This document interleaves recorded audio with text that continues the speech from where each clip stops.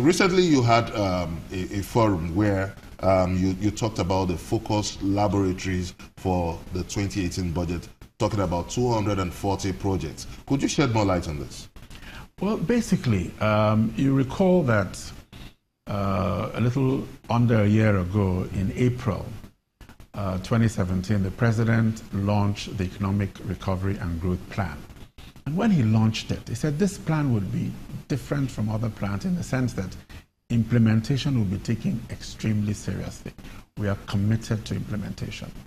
So in the 5 priority sectors, stabilizing the macroeconomic framework, agriculture and food security, power and energy sufficiency, transportation infrastructure, industrialization, and SMEs, we have been firing on all cylinders. We've been working very, very hard to make sure that we implement successfully all those areas and even more.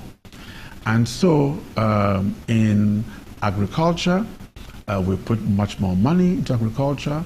The Anchor Borrowers program in agriculture, we made fertilizers available. In transportation, we're embarking on massive railway program, as well as road infrastructure program there. In industrialization, we have special economic zones and which we have put budget funding in all those areas. But the most important thing is not just government spending, it's private sector spending, because the private sector is key to the success of the ERGP. So what stage are we now in the implementation of the Economic Recovery and Growth Plan? We are in a better position today than when we came in as a government.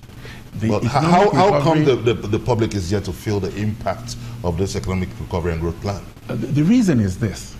We are currently, the NBS numbers show that at the last quarter, we're growing at 1.92%, which is, it means we're out of recession. Before we were in recession and we're contracting. When we came in as a government, we met a situation in which the economy was on a slide, a rapid decline. We have reversed that slide. We came out with the ERGP, and when after the ERGP was launched, the slide started being reversed, and confidence started coming back. And we had a situation where there's increase in capital importation coming in. We now have back on a growth path. But the growth at the last quarter was 1.92%. Our population is growing at 3%. Therefore, you cannot feel that growth. So what strategy are you imputing? What strategy are you injecting, like a Marshall Plan, to ensure that the public feels the benefit of the Economic Recovery and Growth Plan? The first thing is to get the growth higher than 3%. If the growth is not higher than 3%, it's difficult for people to feel it. Do we have the capacity to get it higher than 3%? Of course. Our plan is 7% by 2020. That is our plan. And if you see the trajectory in which we have been moving, that is where we are headed. Our plan for end of this year is 3.5%.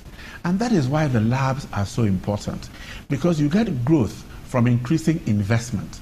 It is when you have a lot of new investment coming in that you create jobs and you get the economy moving and you get growth and people will feel it. And to support that investment, we're also spending money on infrastructure because you need infrastructure spend, in order to be able to support, to encourage people to invest. We're also stabilizing the macroeconomy.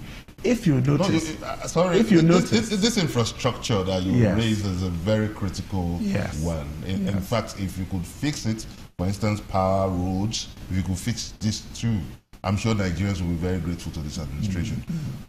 Do you have the capacity to fund this project you're talking about? How do you intend to source for the capital? That's why we need the private sector. Government does not have enough resources to do it. Even though we're increasing government revenues, we're doing a number of things. We have the VADES program to increase tax collection. We have we're using the IPIS to try and minimize waste. We have an efficiency unit to reduce costs. So all those things we're doing, but it takes time to ramp up revenues. At the moment, our tax collection is only 6% of GDP. Our target is 15% of GDP, but we can't do it overnight. It takes time to achieve that. So we need the private sector spending, which is why we have things like the Roads Trust Fund to give tax concessions to the private sector to invest. For the $3 billion foreign reserve, yes. How do we justify this in the face of widespread unemployment, huge infrastructural gap? Does it make sense to continue to pile up the foreign reserve? Please, could you? Doesn't it defy every sense of logic? No, let me explain. The foreign reserves is the amount of foreign currency we have. It's not necessarily government saving. It's the amount of foreign currency we have.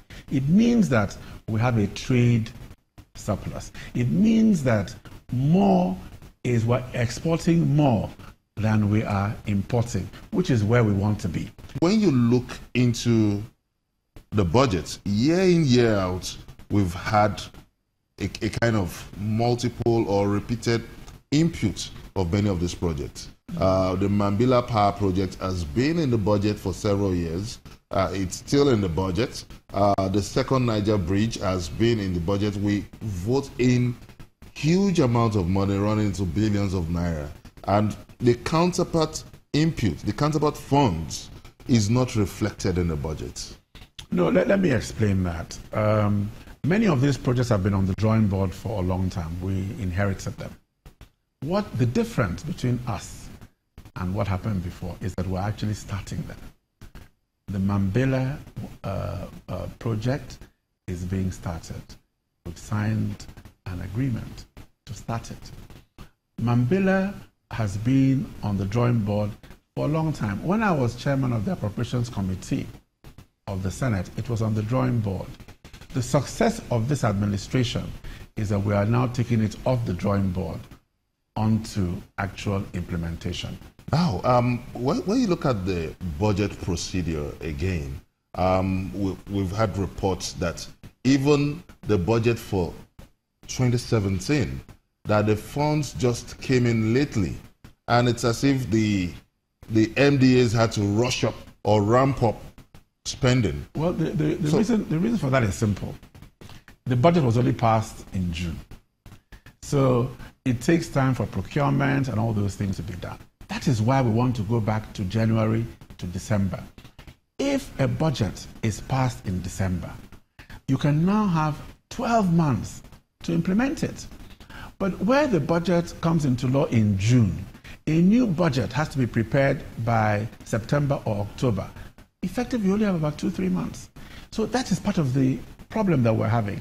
So in order to make it easier, smoother for budgets to be implemented, we engaged with the National Assembly and said, let us try and take it back to January to December. If we can achieve that, many of these problems, will be easier to handle. And I have not given up. It is true that we did not get the 2018 budget onto the January to December, but maybe the 2019 budget, we will succeed. Now, let me also take you up on the oil benchmark, which is you've placed a rather conservative benchmark on the oil. We did.